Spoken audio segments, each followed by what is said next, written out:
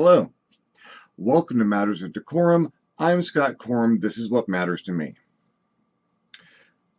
This is going to get a little sappy later on. There's a couple of hours left in Father's Day, and I need to talk about my dad, but I'll get there. In the meantime, after my last video, from more or less this point of view, I was asked what the white mask hanging behind me is. That is the custom mask and restraint that was fashioned for me to hold me stable during my radiation treatments. It was started off as a flat sheet of plastic in generally that shape.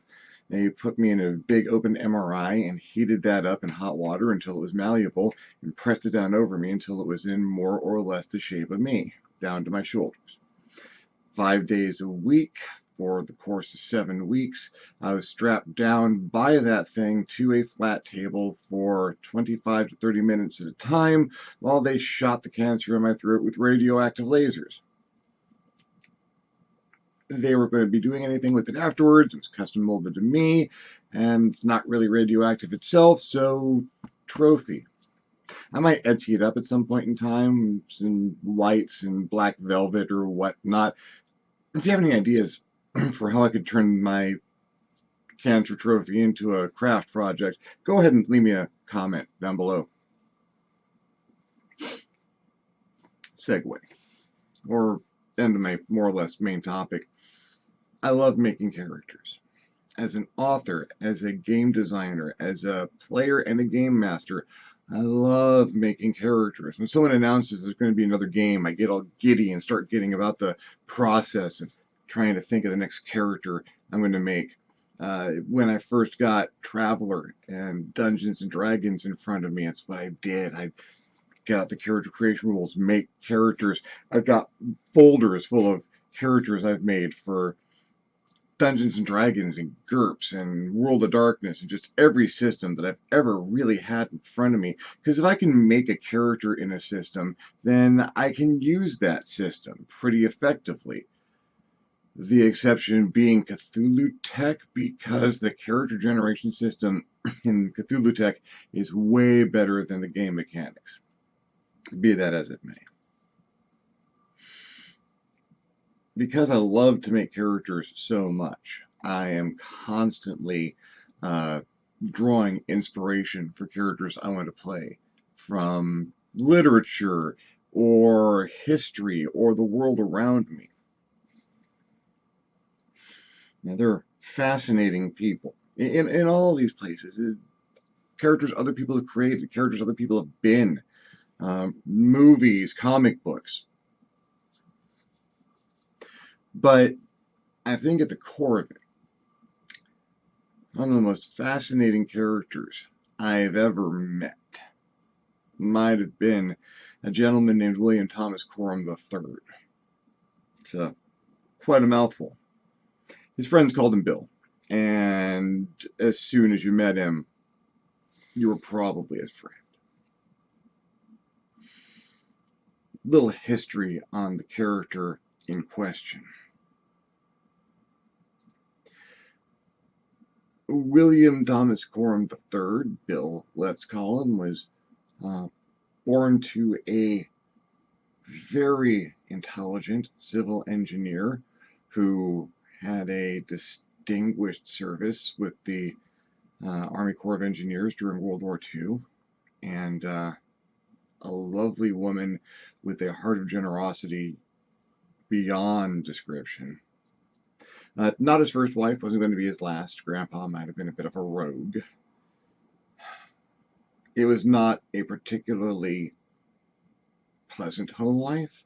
There were a large number of siblings from that marriage and others, and it had its issues.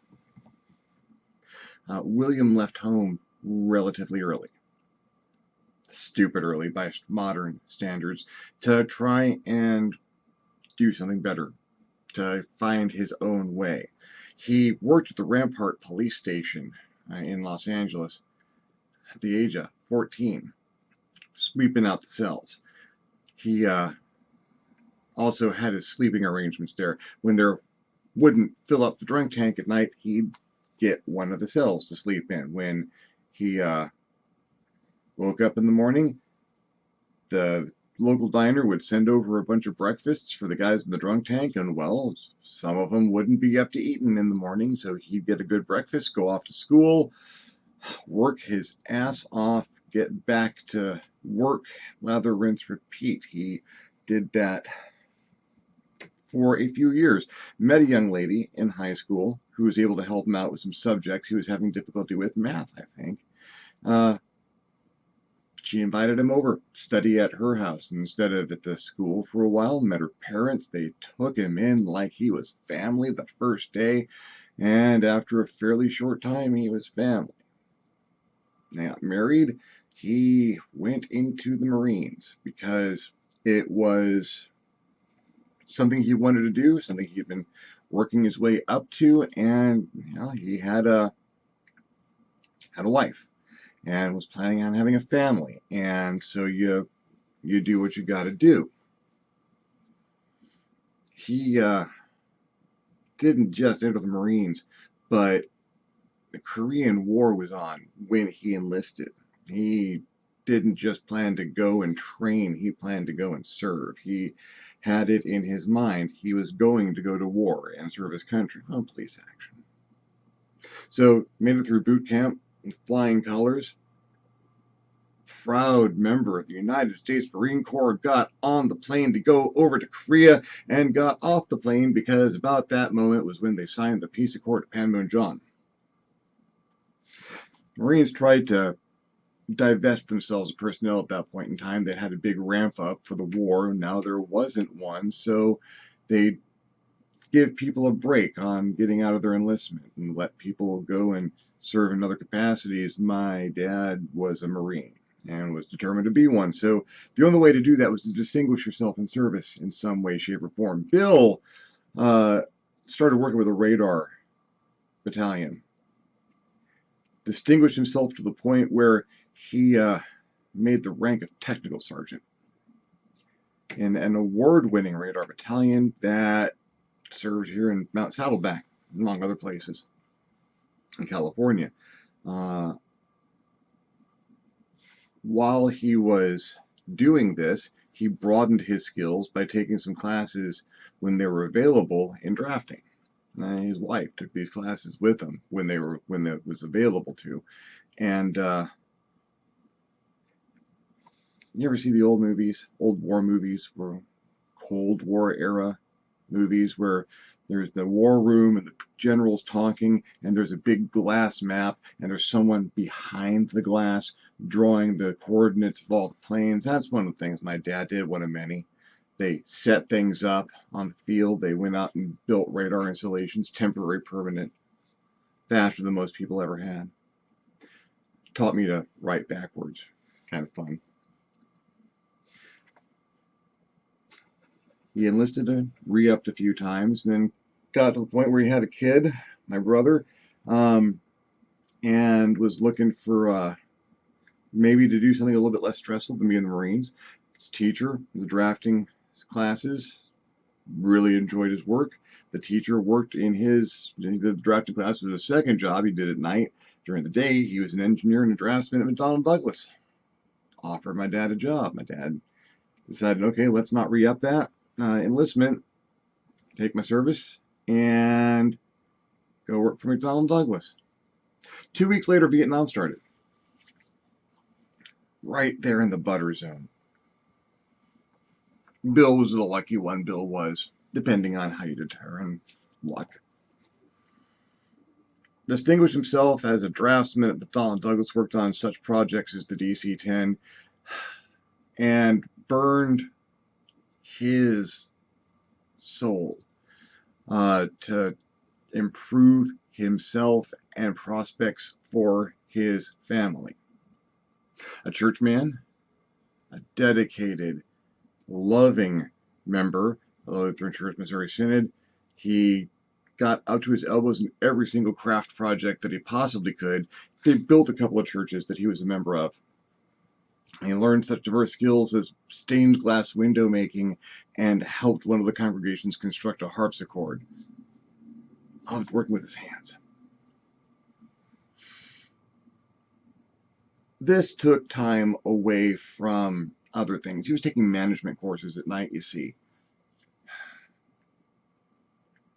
As being a draftsman was good, but he was on his way up. He wanted to go someplace, do some things. It was 1970s. It wasn't a bad time to be a draftsman because it was really a more lucrative, a more loyal corporate climate than you see today. He wanted to do more, wanted to be more, wanted to apply the things learned in the Marines a little bit more tightly. This didn't leave a lot of time for his older son or his younger son, named Scott. Bill was that guy who showed up on Tuesday nights to play. I learned a lot of stuff playing with my dad Tuesday nights. Draftsman, engineer, Tinker Toy time was awesome. We built so many catapults, and most of them got lost behind the big TV in the living room. Mom never quite forgave us for that, but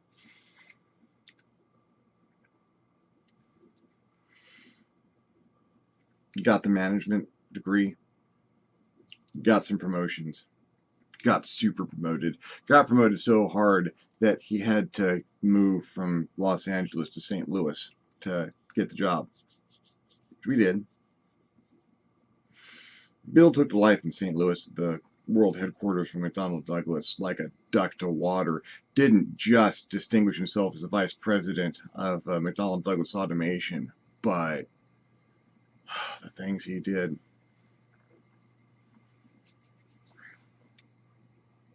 McDonnell Douglas Automation had a healthcare services division. The computers and data systems that go into hospitals. You'd think they're ubiquitous these days, and sure, you go to any hospital and there's computers all over the place that are linked up to everything. This was the 1980s. That stuff was in its developmental throes of birth, and while there had been data systems in hospitals, there were these unreliable things. There were things that were difficult to operate and all operated off of central databases other places. What Mikado Healthcare provided for other hospitals was managed by the data centers in Mikado Healthcare and just ran to terminals at the other hospitals. Well, they like to give Bill kind of impossible jobs because Bill liked getting impossible jobs. So they said, we need to take all of the computers, everything, all of our data centers for operating the hospitals and move them to another building. Incidentally, we need to do this without interrupting service to any of the hospitals. So we need to dismantle everything, upgrade it, and reinstall it in another facility entirely, and we need to do that while everything is still in operation. A number of individuals involved in that project wrote it off. Then they had started to line up people just to handle the litigation from the Disturbance of Service. And Bill said, let's do this shit. To the point where about halfway through the migration, they got a phone call, desperate, from one of the hospitals going, I know that we're on the list to have the migration done and done soon, but we've got like 5 major procedures coming up that we're going to need to have constant monitoring of our data for, so you need to give us a phone call before that happens. Because we need to make sure everything is backed up double and that we are online when this happens, to which my dad was able to respond, we migrated you yesterday. Have a nice day.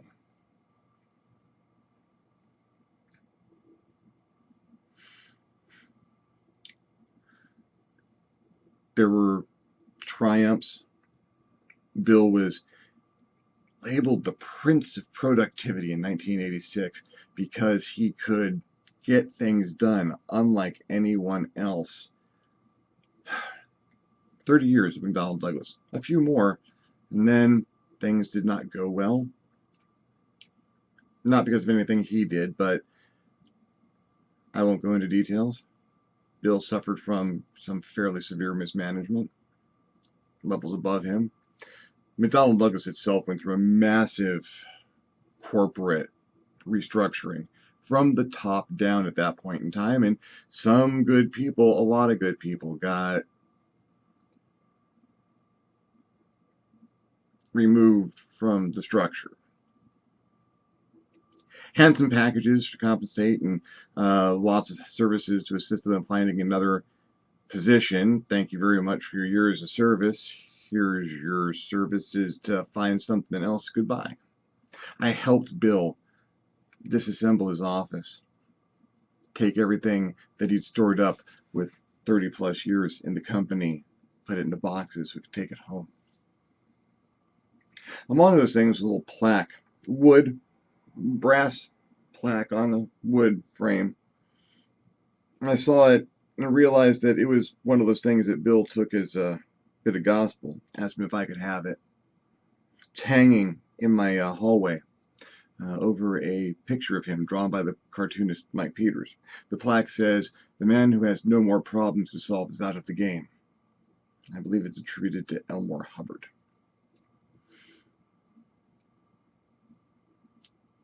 And that was Bill's philosophy. Problems weren't problems, problems were challenges. And while you had challenges set in front of you, you were doing something, and that was the best thing in the world. You lived for the problems, you lived for the challenges. Took advantage of this restructuring to sell the house in Missouri and move back out to Marina del Rey, close to Los Angeles in California. Worked for a company there for a good long while, through some ups and some downs, and retired, mostly in time to help his in-laws in their declining years. Bill's in-laws, who had taken him in and been a sterling example of what a family was supposed to be, and taught him a lot of things about what a family could be, as opposed to the upbringing that he'd had, passed individually over the course of a few years, living in their home in Cypress, California. Actually, no, Cerritos, California. That they bought in the early 70s and never wanted to leave. There was no talk about a nursing home and no talk about putting them someplace they'd be comfortable. That's where they were comfortable, and Bill and his wife did what they believed was the proper thing for kids to do for their parents. Andrew, if you're watching this, it's a good lesson. They wanted to be in their home until the end, and they were. The home was left to Bill and his wife, and they moved. They left their condo in Marina del Rey and moved into the house in Cerritos, made it their own, and had a good life. Bill got very involved in the lives of his grandchildren. He hadn't really had a chance to be there for his kids as much as he would wanted to, because he was constantly a man of the company, or a man of the corps, or a man trying to strive and get ahead of things, always trying to master some things, not the least of which was himself. He had his struggles, his weight, occasionally his temper. He had demons to fight, but he fought them every single day. Once they moved into once they came out to Marina del Rey, once there were grandchildren to pay attention to, he devoted himself to them. He devoted himself particularly to his son Scott's child, Andrew. And they were best friends. Oh, wow. And in a way that Andrew is probably a better person today because of the time that he had with his grandpa, Bill.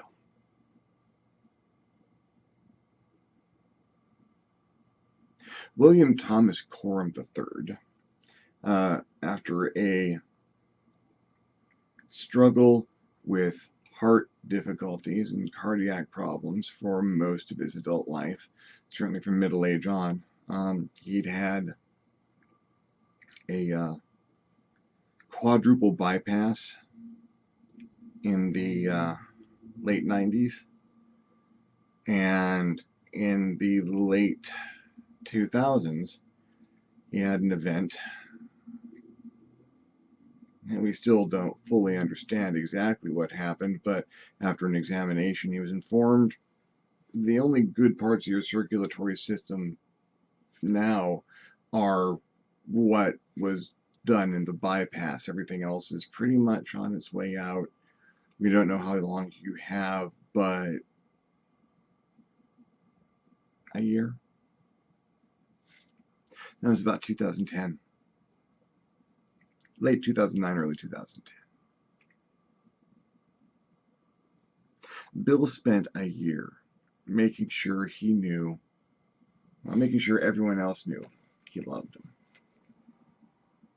His wife still finds notes that he left someplace that she wouldn't find them for a while. His children still find themselves going over the lessons. He taught us whether he knew he was teaching them to us or not. Passed away January 11th of 2011 at 1:11 p.m.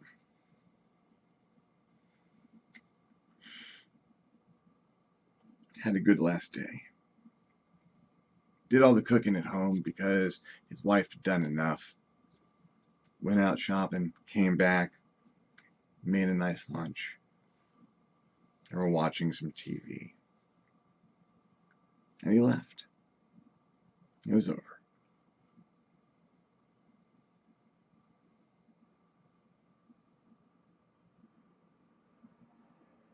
I learned a lot from my dad. Not everything a good lesson, not everything things he would have wanted me to learn.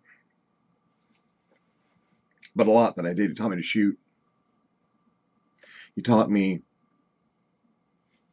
humility at the same time.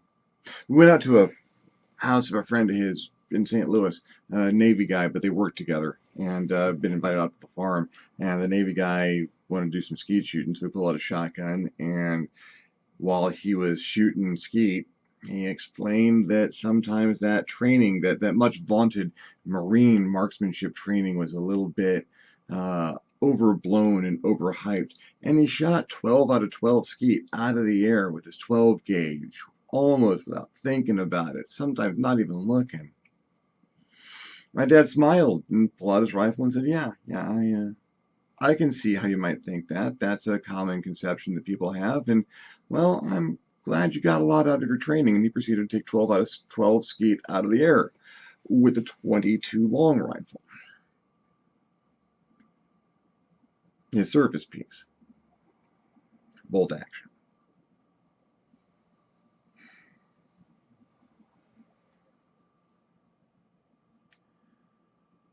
I miss my dad.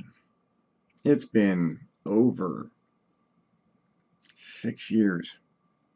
It seems like yesterday, and it seems like a million years ago. Sometimes I still dream of him. Sometimes he's still there giving me a little advice or hanging out in the background, just reminding me that he's gone, but he's not gone.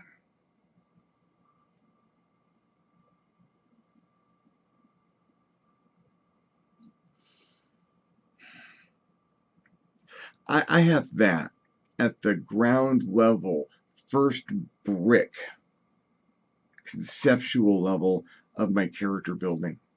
I will never build a character as engaging or as complete or as deep or as talented as William Thomas Coram III. I'll try. I can try to be that character, but that's kind of not my job anymore. I had years where it was my job to try and be, or at least live up to my personal concepts and feelings of my father. That's not my job anymore.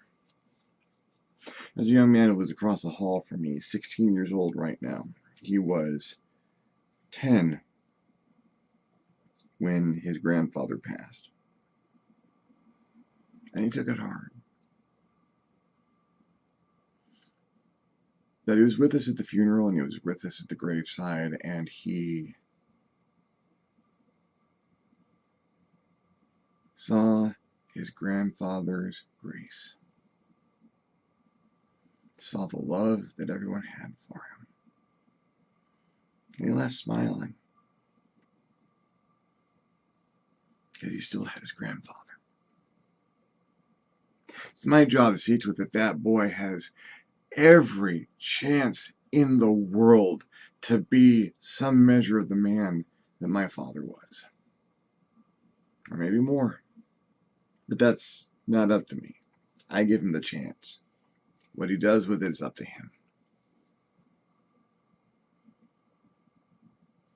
Yeah. I knew that was going to happen. I love you, Dad. And I miss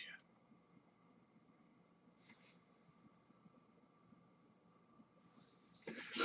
Well, this has been an emotional journey, but I guess I kind of expected it to be one. Thank you for following along if you're still here, and maybe it's more Barrington stories next time. I have a number of them, and I might see if I can recruit Barrington's player and some of his cohorts to chime in with some play-by-play and color on those stories. That'd be kind of fun. In the meantime, if you enjoyed the video, give me a thumbs up. If you didn't enjoy the video, go ahead and give me a thumbs down. Feedback is feedback. If you have any comments or questions you'd like to tell me about your dad, or stories you have about your family, or anything, videos you'd like to see me do, or things you'd like to hear me talk about, leave me a comment below. You'll love leaving me a comment. I'll love getting one. If you really dug the video, feel free to subscribe so you can see the videos when they come out. If you do subscribe, make sure you hit the little bell next to the subscription button so that you get the notifications when my videos do come out. If you really dug the video, I invite you, as always, to hit me up on my Patreon page at www.patreon.com and consider donating. Absolutely anything helps, and it lets me make more videos more often. In the meantime, I always say thank you for watching, but this time really. I mean it every time, but this time, sometimes it just helps to have someone to listen, you know? And I appreciate it. I'm Scott Corum. This is what has mattered to me, and I will see you next time on the next Matters of DeCorum.